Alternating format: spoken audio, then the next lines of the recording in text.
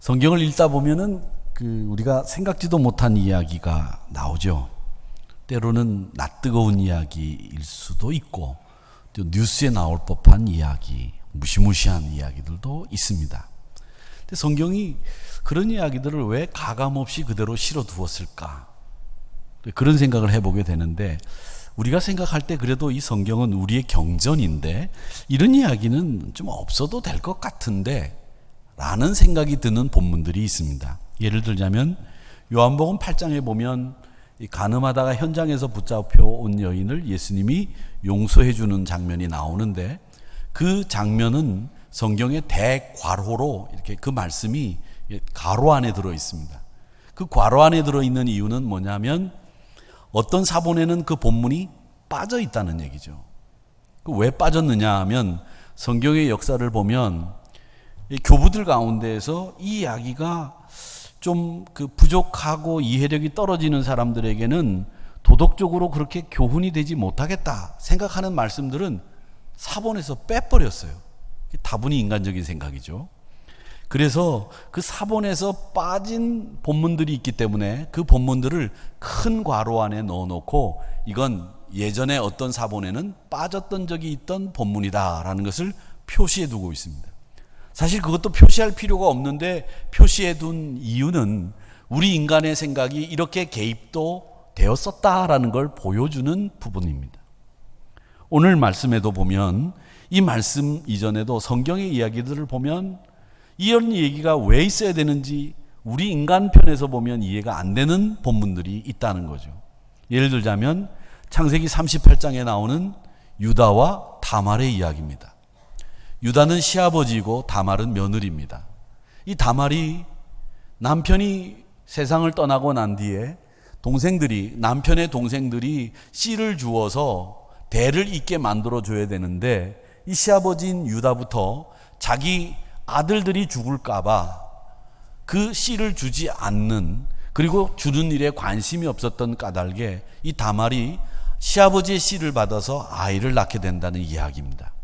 근데 이 이야기를 읽으면 여러분 아시겠지만, 다 아시는 얘기겠지만 또 재밌는 얘기가 또 하나 있습니다. 그게 뭐냐면 이 다말이 이제 아이를 갖게 돼서 쌍둥이를 낳게 되는데 베레스와 세라라고 하는 아이를 낳게 됩니다. 근데 그 아이를 낳는 과정도 아주 재미있습니다.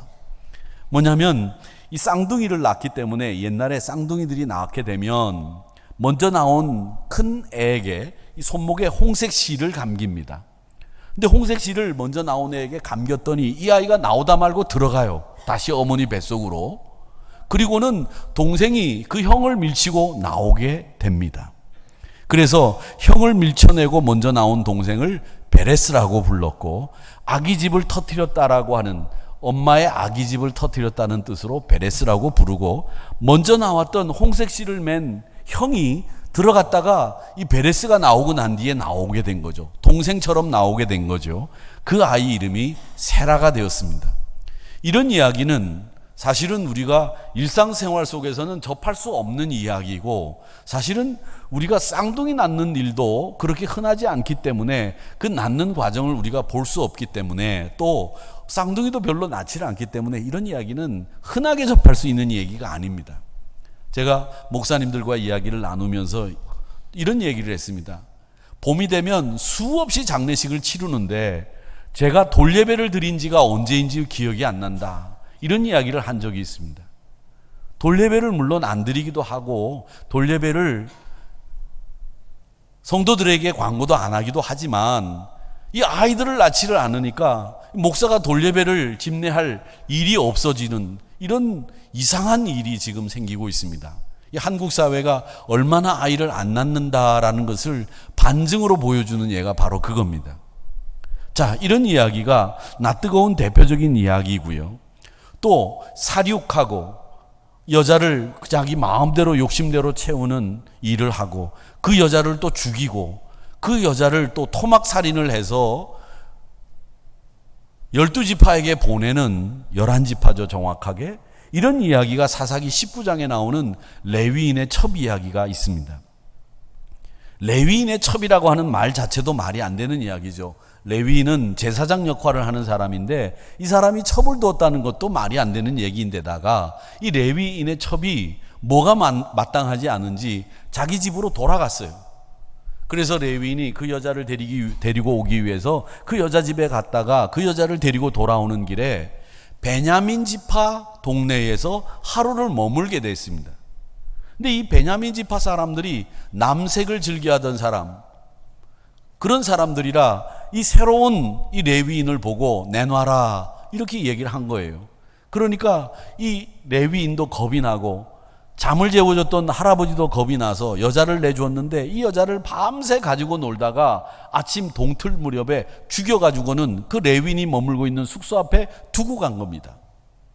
레위인이 아침에 일어나 보니까 자기가 데리고 있던 첩이 죽어서 나자빠져 있어요. 흉악한 몰골로. 그래가지고 분노가 치밀어서 그 시신을 12도막을 내가지고 12지파, 베냐민 지파를 제외하고 11지파에게 보내가지고 그 11지파의 공분을 일으킨 다음에 그 11지파와 베냐민 지파가 전쟁을 했다는 이야기. 이게 사사기 19장에 나오는 이야기입니다. 살육하고 여자를 자기 욕심대로 채우고 죽이고 토막을 내고 이런 이야기는 뉴스에 나올 이야기죠. 그런데 이런 이야기들이 왜 성경에 가감없이 그대로 실려 있느냐? 왜 성경은 이런 이야기를 민나처럼 그대로 우리에게 보여주고 있느냐? 이 부분을 우리는 생각해야 됩니다. 성경은 이런 것을 그대로 가감없이 우리에게 보여주면서 우리 인간이 얼마나 추악한지, 우리 인간이 얼마나 죄된 본성을 잃어버리지 않고 가지고 있는지, 우리 인간이 얼마나 잔악한지 이런 것들을 보여주기 위해서 성경은 이런 내용들을 가감없이 그대로 우리에게 보여주고 있다는 겁니다. 그런데 오늘 이 열왕기상 19장에 나오는 이야기도 이 엘리야의 이야기이지만 이 이야기를 보면 우리는 엘리야를 기억할 때 어떻게 기억하느냐? 예수님이 변화산에 올라가서 모세와 엘리야와 같이 이야기를 나눌 정도로 이 엘리야 그러면 이스라엘의 선지자 중에 선지자입니다. 가장 최고의 선지자. 지금도 이스라엘 사람들은 선지자 그러면 엘리야를 이야기할 정도로 위대한 선지자죠. 그런데 그 위대한 선지자가 갈멜산에서 850명의 바알 선지자들과 싸워서 이기는 이야기, 이 이야기만 딱 실려 있으면 되는데 오늘 말씀해 보니까 나약하고 절망에 빠져 있고 연약한 인간의 모습을 그대로 보여주는 엘리야도 실려 있더라는 겁니다. 이렇게 하나님께서는 위대한 선지자라고 할지라도 우리와 똑같은 성정을 가지고 있는 연약하고 부족한 인간이라고 하는 것을 가감없이 그대로 우리에게 보여주고 있다는 사실입니다. 갈멜산에서 850명, 85명도 아닙니다.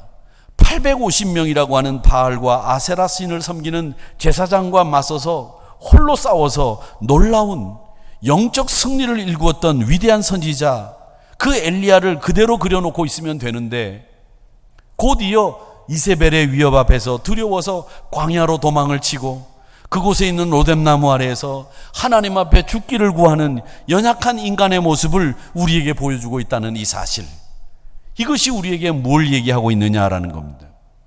엘리야가 우리에게 보여주고 있는 이 두 가지 모습이 위대한 선지자로서의 모습과 연약한 인간의 모습은 곧 누구의 모습이냐? 나의 모습이라는 겁니다. 우리의 모습이라는 겁니다. 우리는 신앙생활을 하면서 때로는 갈멜산의 경험과 같이 영적인 승리를 경험할 때도 있고 위대한 믿음의 승리를 일구어서 또 여러분들의 삶의 절정에 이르는 순간도 경험하면서 살 때가 있지만은 또 한편으로는 로뎀나무 아래서 죽기를 간구해야 되는 이런 실패를 경험할 때도 있기 때문입니다. 언제나 승리를 하고 언제나 믿음 안에서 하나님 앞에 영광을 돌리는 환호의 때가 있는가 하면 또 언제는 한숨이 터져 나오고 불평이 그들로 나오고 내가 어쩌할 바를 모르는 낙심 속에서 하나님 앞에 울부짖으며 기도해야 될 때가 있다는 겁니다. 이런 부침의 때가 신앙생활 안에도 있다는 거죠. 그리고 여러분 인생사에도 이런 부침들이 있다는 겁니다. 그래서 제가 늘 말씀드리지만 우리 신앙생활이라고 하는 것은 수학의 사인 공식처럼 올라갔다 내려갔다 올라갔다 내려갔다 하지만 그 사인 코사인 공식 그 그래프처럼 올라갈 때도 있고 내려갈 때도 있지만 항상 앞으로 간다는 겁니다. 앞으로. 내려갈 때도 있지만 가고 있다는 거예요. 그걸 잊지 마셔야 됩니다. 우리의 믿음 생활뿐만 아니라 우리의 생활에도 이런 롤러코스터를 타듯이 신앙의 부침이 있습니다. 그런 순간에 여러분들은 어떻게 해야 되겠습니까? 극복하는 방법은 없느냐? 우리가 어떻게 그런 부침 속에서 믿음을 굳건히 하고 이겨 나갈 수 있겠느냐? 이 부분에 대해서 성경은 오늘 이 열왕기상 19장에서 그 해답을 우리에게 주고 있다는 겁니다. 그 해답이 제일 먼저 어떤 해답을 우리에게 주시고 있느냐? 오늘 여기 말씀해 보면 우리가 약하고 우리가 부족하고 허물 많을 때 내가 다시 한번 강하게 일어설 수 있는 그 길이 무엇일까? 내가 절망에 빠져 있어서 실패의 연속을 거듭하고 있을 때 어떻게 하면 다시 하나님의 강함을 힘입을 수 있을까? 여기에 대한 대답이 여기에 나와 있습니다. 오늘 본문에 보면 3절의 말씀에 보면 이세벨이 엘리야를 죽이려고 작정을 하고 공포를 합니다. 3절이 이렇게 되어 있습니다. 그가 이 형편을 보고 일어나 엘리야가 죽이기로 작정을 했다는 이야기를 듣고 난 뒤에 그가 일어나서 자기 생명을 보존하기 위해서 유다에 속한 브엘세바에 이르러 자기 사환을 그곳에 머물게 하고, 브엘세바는 어떤 곳이냐면 이스라엘의 가장 남쪽 지역입니다.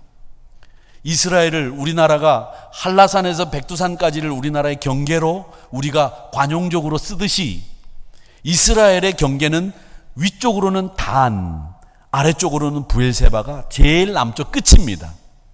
이 브엘세바라고 하는 곳은 어떤 곳이냐면 야곱의 아들 요셉이 국무총리로 애굽에 있다는 사실을 알고 이 요셉이 이제 아버지 야곱과 그 가족들을 다 애굽으로 초청을 하는데 마차를 보냅니다. 그 마차를 타고 야곱의 가족들 70여 명이 이 애굽으로 떠나간 그 장소가 어디냐면 브엘세바입니다. 이 브엘세바에서 야곱의 가족들이 요셉이 애굽의 국무총리로 있는 그 마차를 보낸 요셉의 호의에 따라 마차를 타고 애굽으로 이민을 가는 출발 장소가 어디냐면 브엘세바입니다. 유다의 제일 남쪽이고 공권력이 미치지 못하는 곳이고 왕이 어쩔 수 없이 아무리 암살자를 보내도 사람을 죽일 수가 없는 그런 치외법권적인 이런 지역이 어디냐면 유다의 제일 남쪽, 이스라엘 남쪽 브엘세바입니다. 이곳으로 도망을 갔다는 이야기는 뭐를 얘기하느냐면 이제는 자기가 하나님을 의지했던 850명을 이겼던 위대한 선지자 엘리야가 아니라 자기 생명을 위해서 어떻게 해서든지 몸보신을 해야 되겠다는 생각으로 가장 안전하고 공권력이 미치지 않는, 왕권이 미치지 않는 곳이라고 생각됐던 그 브엘세바로 도망을 갔던, 다분히 인간적인 생각으로 선택했던 지역이 어디냐? 브엘세바였다는 겁니다. 그 브엘세바의 엘리야는 인간은 누구나 이렇게 연약하고 초라할 수밖에 없다는 것을 보여줍니다. 권력을 잡았다, 지식이 있다, 내 능력이 있다, 그렇게 허세를 부리지만 우리 인간은 결국은 어떤 한순간에 정말 조그마한 어떤 문제 때문에 무너질 수밖에 없는 연약한 존재, 그게 우리 인간이라고 하는 걸 보여주고요. 하나님을 떠난 인생은 다 이렇게 죽음 앞에서 두려워 떨 수밖에 없는 연약한 엘리야와 같은 존재라고 하는 것을 보여주는 거예요. 이걸 여러분 인정해야 됩니다. 이걸 인정하지 않으면 우리는 하나님의 강함을 덧입을 수 없어요. 말츠라고 하는 심리학자는 뭐라고 얘기를 했느냐면 95%의 사람들이 다 자기 약점이 어떤 것이냐는 것을 알고 있대요. 근데 그 95%의 사람들이 자기 약점이 뭔지를 알고 있는데 그 약점을 어떻게 받아들이느냐, 어떻게 이해하느냐에 따라서 그 약점을 극복하느냐, 극복하지 못하느냐가 결정된다는 거예요. 그 약점을 알고 있으면서도 그 약점을 부정적으로 받아들이고 그 약점 때문에 절절매고 그 약점에 사로잡혀서 살면 결국 그 약점을 극복하지 못한다는 거죠.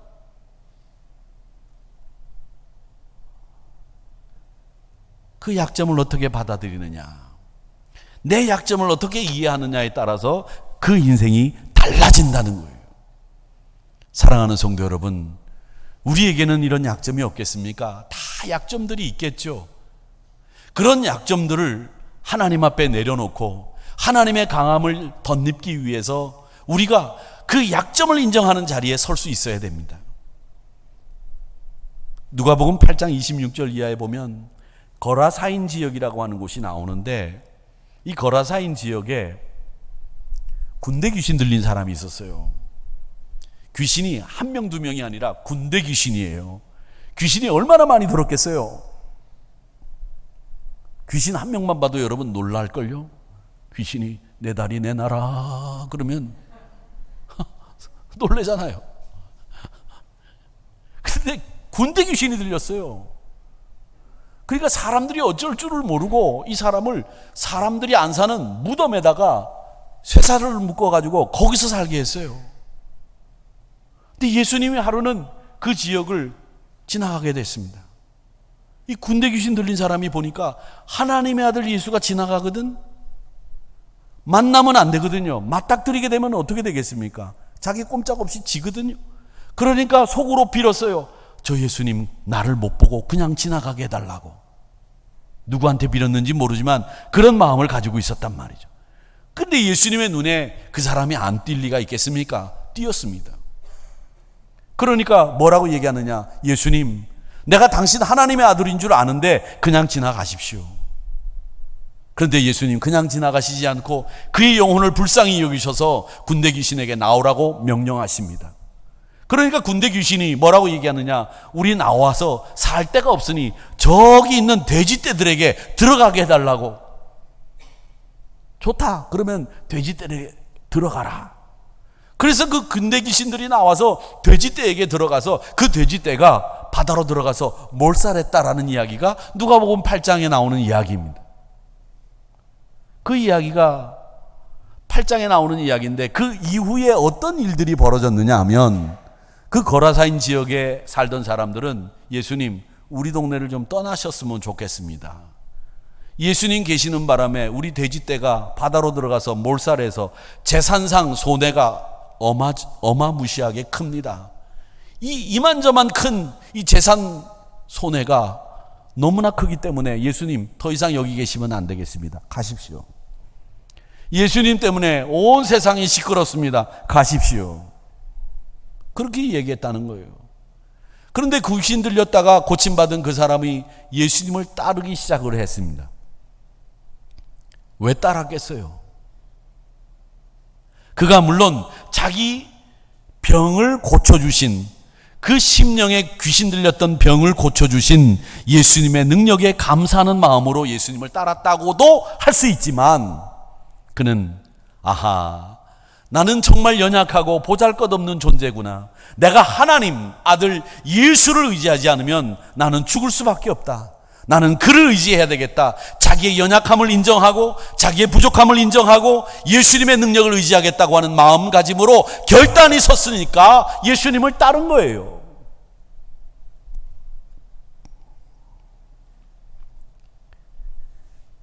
이런 사람에게 예수님의 권능이 보인 거예요.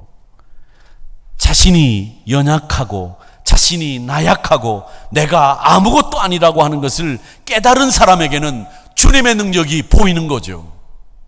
반면에 자신의 부가, 자신의 능력만 보이고 자신의 부가 손실 입은 것만 보이는 그 사람들 눈에는 예수님의 능력이 안 보이는 거예요.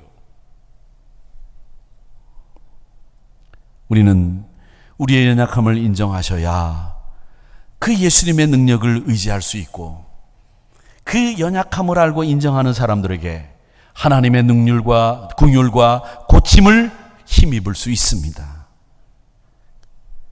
하나님의 능력을 체험할 수 있는 자리가 된다는 겁니다.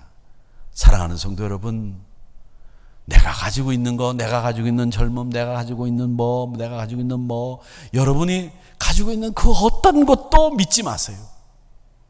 엘리야처럼 한순간에 다 무너질 수 있는 게 우리 인간이 가지고 있는 것들입니다. 조건이에요. 그 조건이 대단하냐? 대단한 거 아니에요. 그 연약함을 인정하는 자리에서 하나님의 긍휼과 강하심을 힘입기 위해서 하나님만 바라보시고 사는 사람, 그 사람이 약함을 강하게 만들 수 있는 능력의 사람이라는 사실을 잊지 마시기를 축원합니다.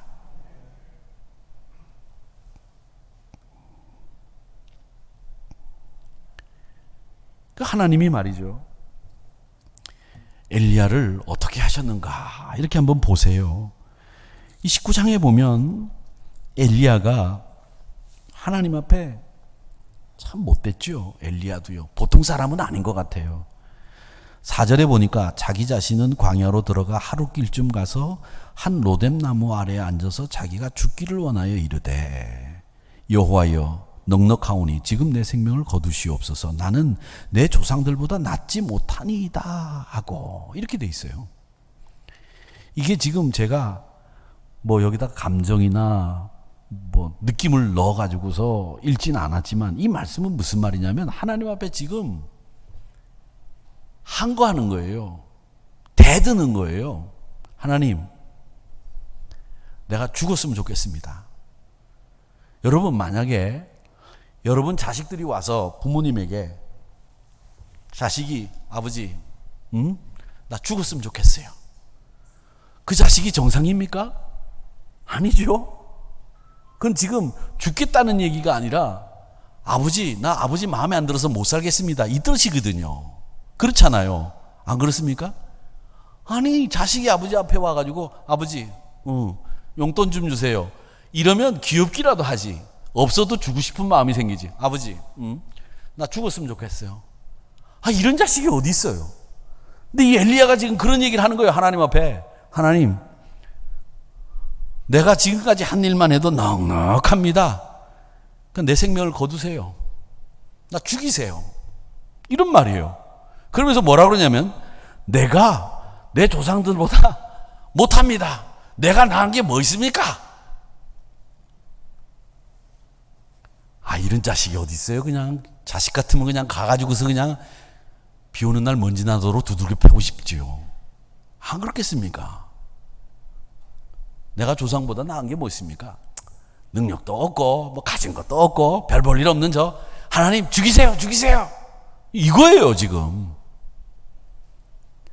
그런데 하나님이 여기서 그래? 죽어라 이놈아. 나가 죽어라. 이 찌질한 놈아. 그게 낫겠다. 이렇게 말씀하셨으면 얘기는 여기서 끝나는 거예요. 그런데 그렇게 얘기하지 않으세요. 5절과 7절 보실까요? 뭐라고 얘기하느냐? 하나님이 로뎀나무 아래에서 그러고 난 뒤에 누워서 자는 녀석.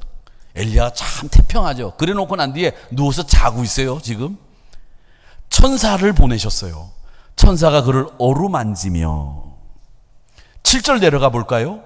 7절에도 하나님이 다시 천사를 보내어 어루만지며 이렇게 돼 있어요. 두 번씩이나 하나님이 천사를 보내서 그렇게 대들고 속편하게 자고 있는 엘리야에게 어루만지시도록 해주셨다는 거예요. 안아주셨겠죠. 그리고 먹으라고 말씀하셨습니다.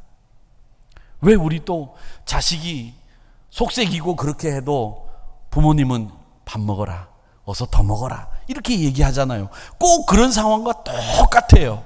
일어나 먹어라, 일어나 먹어라. 그러면서 7절에는 뭐라고 말씀하시냐면 네가 갈 길이 있는데 이걸 먹지 않으면 다 못 갈까 봐 걱정이 된다. 그러니 일어나서 먹어라. 이렇게 말씀하시고 있다는 거죠. 위로와 격려, 그리고 다시 한번 사명감을 회복시켜 주시면서 사명을 잘 감당할 수 있는 힘과 능력을 더하시는 하나님을 볼 수 있습니다. 하나님은요, 이 절망과 시리에 빠진 하나님의 백성들을 결코 그냥 버려두지 않으시는 줄 믿습니다. 하나님은 그렇지 않으세요. 사도 바울은 고린도후서 1장 3절 4절에서 뭐라고 얘기를 하고 있느냐면 이렇게 얘기를 합니다. 찬송하리로다. 어떤 하나님을 찬송하느냐? 그는 그리스도 예수의 하나님이시고 자비의 아버지이시고 위로의 하나님이시다. 그 하나님을 나는 찬송합니다. 그 하나님은 환난 중에서 우리를 위로하시는 분이시고 우리로 하여금 하나님께 받은 위로로 우리가 환난을 당하는 다른 사람들을 위로할 수 있도록 만들어주시는 분이 우리 하나님이시다. 이렇게 찬송하리로다 말씀하시면서 고린도후서 1장 3절 4절에서 이야기하고 있습니다. 여러분만 위로하시는 분이 아니라 여러분들에게 그 위로의 힘을 부어주셔서 환난을 당하는 다른 어려운 사람도 위로할 수 있도록 만들어주시는 분이 우리 하나님이시다라는 거예요. 우리 연약함을 아신다는 거죠. 슬픔을 아시고 눈물을 아시고 우리의 좌절과 실망을 아시는 분이십니다. 그리고 우리를 안타깝게 바라보시면서 우리가 절망의 늪에서 헤어나올 수 있도록 항상 구원의 손길을 내밀어 주시는 분이십니다. 사랑하는 성도 여러분, 여러분 생각에는 내가 엘리야보다 더 큰 위험에 처해 있다, 내가 엘리야보다 더 지금 절망하고 있다, 이렇게 생각하실 분들이 계실지 모르겠습니다. 그럴 때 하나님의 긍휼하심을 바라시기를 축복합니다. 때를 따라 돕는 은혜를 받기 위해서 하나님 앞에 서세요. 그럴 때 하나님께서는 하나님의 능력의 장중에 품어주셔서 어루만져 주시며 일어나 먹어라, 일어나 먹어라, 네가 가야 될 길 다 못 갈까 염려되니 일어나서 먹어라, 이렇게 말씀해 주시면서 우리를 버리시지 않고 우리를 품어주시는 하나님이라는 사실을 기억하시면서 연약한 가운데 하나님의 강함을 힘입으시기를 주의 이름으로 축복합니다. 제가 이 말씀을 쭉 보면서 하나님이 이 엘리야를, 하나는 이 엘리야의 위대한 모습만 그려놓으시지 왜 엘리야의 이런 연약한 모습을 그려놓으셨을까 하는 이 생각이 하나였고, 그래서 설교식 서두에 말씀을 드렸고, 또 하나는 하나님이 이 엘리야의 그 연약한 모습을 그려놓으시고 회복시켜주는 모습이 무슨 이유일까, 이런 생각을 해봤습니다. 여러분에게 힘을 주시고 능력을 주신 하나님, 다시 일어설 수 있도록 만들어주시는 분이 왜 그렇게 하실까 한번 생각해 보세요. 그냥 단지 우리를 회복시켜 주시니까 이렇게 생각하지 마시고, 뭐 때문에 우리를 회복시켜 주시는가? 내가 필요해서 하나님의 사역에 여러분 아니면 누군가 써서 하나님 일하게 하시면 되지요. 여러분의 필요 때문에, 여러분이 필요해서, 그건 아닌 것 같아요. 뭐 때문에 하나님이 우리에게 원하시는 게 뭘까? 전 그걸 생각해 봤어요. 여러분을 왜 회복시켜 주시고 여러분을 왜 날마다 강건케 하실까? 여러분이 어떤 모습으로 살기를 원하시기에 하나님이 여러분을 회복시켜 주시는가? 한번 생각해 보세요. 저 신명기 21장을 읽으면서 참 하나님의 그 디테일한 하나님의 사랑을 경험했습니다. 거기에 보면 신명기 21장에 보면 별의별 얘기가 다 있어요. 누군지 모르는 사람이 죽여서 살해당한 사람의 이야기, 장자권은 어떻게 하라는 이야기, 또 불효한 자식은 어떻게 처리하라는 이야기, 그리고 심지어는 어떤 얘기까지 있느냐면 네가 전쟁을 하다가 전쟁터에서 포로를 잡았어. 근데 그 포로를 잡았는데 그 중에 여자가 있어. 근데 그 여자가 이뻐. 그래서 아내로 삼고 싶어. 그럴 때는 그 여자를 어떻게 아내를 삼는지 그 방법까지 신명기 21장에 나와 있어요. 이야, 하나님이 왜 이런 이야기를 기록해 두셨을까 생각해 봤어요. 이스라엘 백성들에게 하나님을 경외하며 하나님의 영광을 위해서 살도록 만들어 주셨으니까 그런 이야기들을 실어 두셨겠지, 이렇게 간단하게 생각할 수 있지만 이건 우리를 위한 하나님의 계획 중에 무엇을 위한 계획이 있을까, 이걸 생각해 보게 만든다는 거죠. 나를 위해서 하나님이 어떤 계획을 가지고 계시는가? 저는 거기에서 답을 얻었습니다. 신명기의 법이 가지고 있는 목적은 한 가지입니다. 그 신명기는 너희들 잊지 말고 이 말씀대로 살아야 돼. 어디 가서? 가나안에서. 그 가나안에서 사는 삶이라고 하는 것은 애굽에서 종살이 하던 삶이 아니야. 이제는 너희들이 나를 마음껏 찬양하고 경외하며 하나님을 섬기면서 살 수 있는 백성이 되었어. 그걸 가나안 땅에서 누리며 살아라. 거기에 필요한 게 뭐냐? 종이 아니라 자유자가 되는 게 필요한 거였어요. 우리의 자유를 위해서 하나님은 우리가 완벽하게 자유롭게 살기를 원하시는 거예요. 그 우리의 자유를 위해서 하나님은 심지어 포로된 자를 아내 삼는 법까지 만들어 주셨고, 자유자로 살기 위해서 너희들이 지켜야 될 공동의 선이 뭔지, 너희들이 남에게 피해를 입히지 않고 사는 방법이 뭔지, 그걸 싹 기록해 둔 거였어요. 여러분과 저의 자유를 위해서. 하나님은 그러니까 이 하나님의 법이라고 하는 것은 가장 큰 토대가 뭐냐면 우리 인간이 누리고 있는 자유. 그 자유함을 하나님은 에덴 동산에서부터 허락하셨던 거예요. 네 마음대로 먹어도 좋다. 그러나 내가 하지 말라고 하는 것 이외에는 네가 마음대로 이름 짓고 마음대로 먹어도 좋다라고 하는 우리 인간에게 최대한의 인간이 누릴 수 있는 가장 큰 자유를 주신 거예요. 그러니까 우리는 자유하게 살도록 만들어진 존재라는 거죠. 여러분을 자유케 하시기 위해서 하나님은 이렇게 디테일한 법까지 만들어 주셔서 여러분에게 자유를 허락하신 거예요. 여러분을 회복시켜 주시는 이유도 여러분이 누구에게 억압받거나 죄에게 속박되거나 종살이를 하거나 죄에 눌리지 않고 자유한 삶을 살 수 있도록 만들어 주시기 위해서 하나님은 예수 그리스도를 이 땅에 보내셔서 그를 십자가에 매달아 주의 보혈을 통해서 자유함을 주신 거예요. 여러분의 자유함. 우리가 가끔 목사들이 제일 많이 하는데, 회의를 하다 보면 이 갈등이 첨예하게 부딪히면 법이요, 그렇게 얘기하거든요. 법대로 합시다. 그럴 때마다 저는 어떤 생각을 하느냐 하면, 이 교회법이라고 하는 게 하나님의 법의 근간에서 교회법이 만들어지고, 하나님의 법이 있으니까 교회법도 있는 건데, 교회법이 세상법과 똑같다고 한다면 세상으로 나가지 왜 교회 안에 있어? 이런 생각이 딱 드는 거예요. 교회법은 하나님의 법 위에 세워진 법입니다. 법이요 할 때 우리는 잘 알아야 됩니다. 하나님의 법은 뭐냐? 하나님의 법은, 여러분, 하나님의 법은 우리에게 자유를 주시기 위해서 그 아들을 내어주시는 사랑의 법이었어요. 화해의 법이었어요. 용서의 법이었어요. 그게 법입니다. 그 하나님의 법 위에 우리가 서로 사랑하고 화해하고 용서하고 하나님의 긍휼하심을 힘입기 위해서 하나님의 법이 만들어졌기 위해 그 위에 교회법이 세워져 있기 때문에 교회법의 기본 정신은 사랑이요 화해요 긍휼입니다.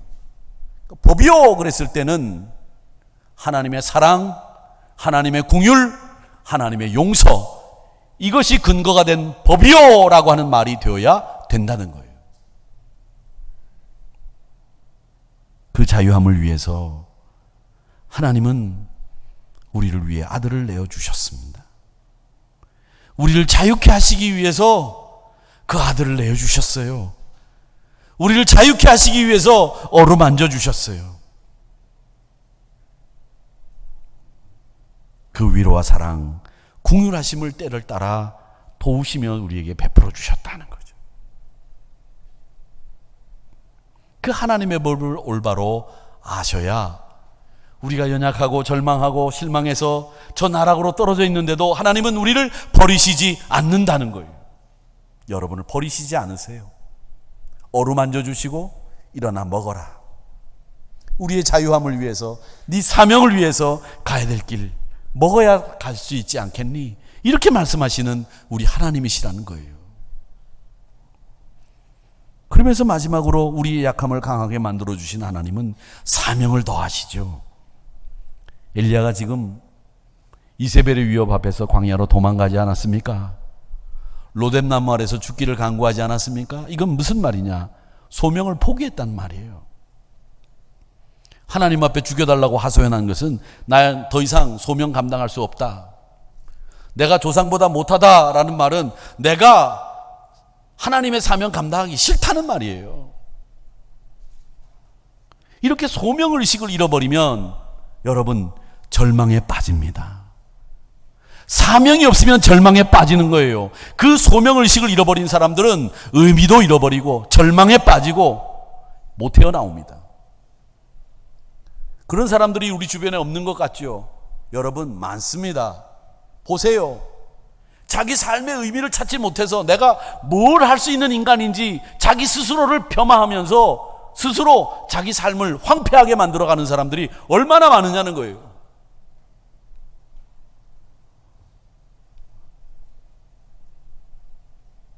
저는 그래서 이 세상에서 제일 나쁜 생각, 이 세상에서 인간이 가지고 있는 생각 중에서 제일 나쁜 생각이 뭐냐? 될 대로 되라. 이 생각이라고 생각합니다. 그게 뭐냐? 노래도 있잖아요. 캐세라 세라.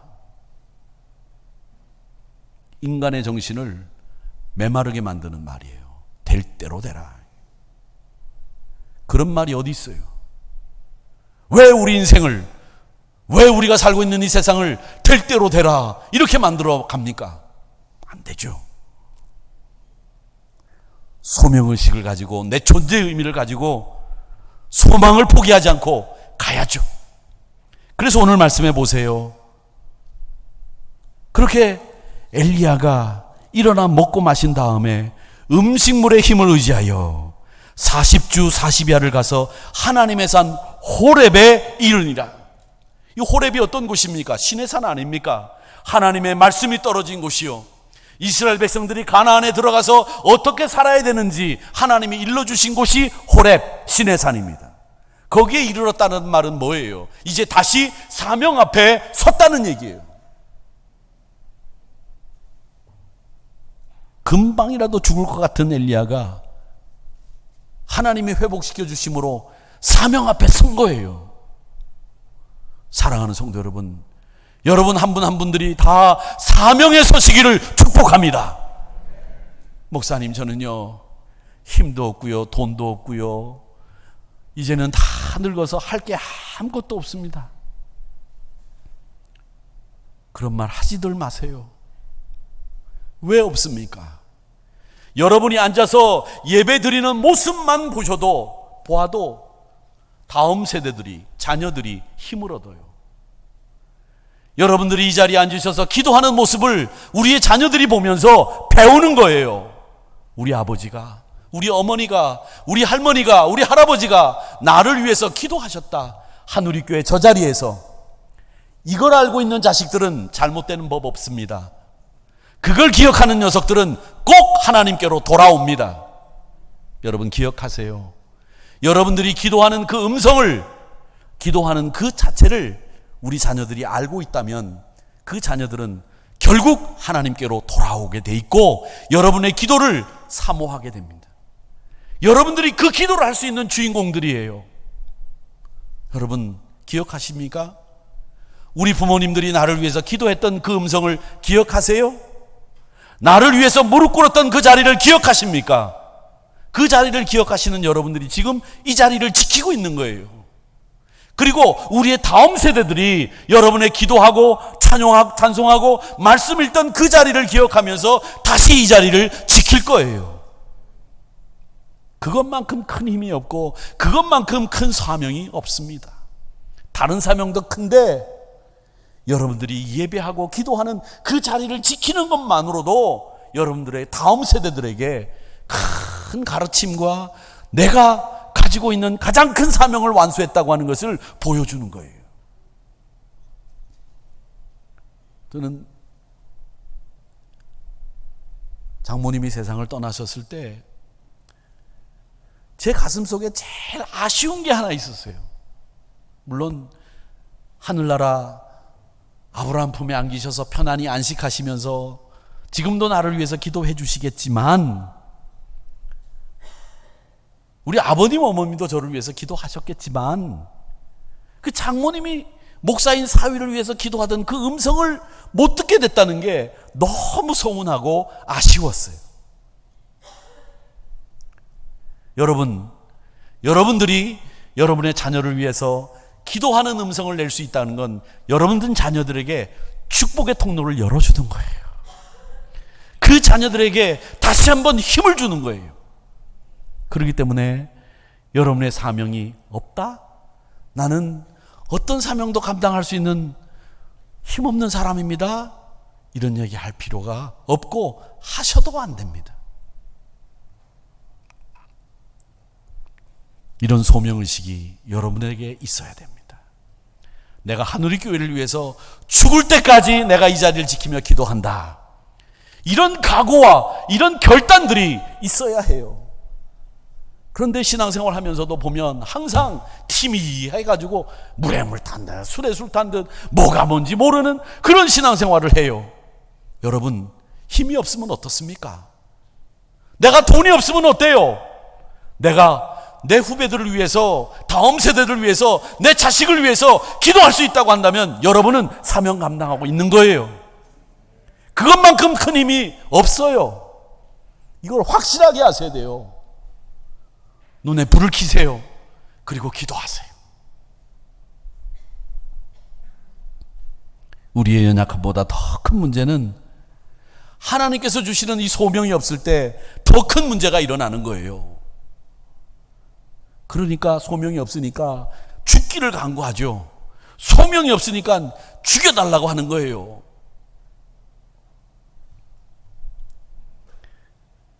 갈멜산에서의 엘리야, 로뎀나무 아래서의 엘리야, 이 두 모습을 우리는 성경에서 봅니다. 그래서 처음에는 이 로뎀나무 아래서의 엘리야는 우리에게 보여주시지 마시지. 그런데 보여주시는 의미가 뭘까? 약함을 강하게 만들어 주시기 위한 하나님의 계획이 이 안에 담겨 있구나라는 것을 우리가 로뎀나무 아래 엘리야를 통해서 배우는 거죠. 그리고 사실은 제가 이 말씀을 보면서 가만히 생각을 해보니까 로뎀나무 아래에서의 엘리야와 갈멜산에서의 엘리야를 이렇게 비교를 해보면 이 로뎀나무 아래에서의 엘리야가 더 큰 은혜와 축복을 받았다라는 것을 느끼는 거예요. 갈멜산에서는 하나님이 불을 내려주셔서 850명을 이겨서 환희하고 박수치고 의기양양하고 막 하나님께 영광을 돌리는 그런 장면은 연상이 되지만 사실 은혜 받고 감동되어서 사명의식에 막 눈물 뿌리면서 다시 서는 이런 모습은 잘 안 보인다는 거죠. 그런데 로뎀나무 아래서의 엘리야를 생각해 보면 내가 절망에 빠졌을 때 하나님, 내가 이제는 헤어나올 수 없습니다. 그럴 때 하나님이 그를 어루만져 주시며 음식물을 더하시며 40주야를 걸어서 호렙산까지 갈 수 있도록 만들어 주신 하나님의 은혜를 체험하잖아요. 사랑하는 성도 여러분, 그러니까 이 로뎀나무 아래서의 엘리야가 나쁜 것만은 아니라고요.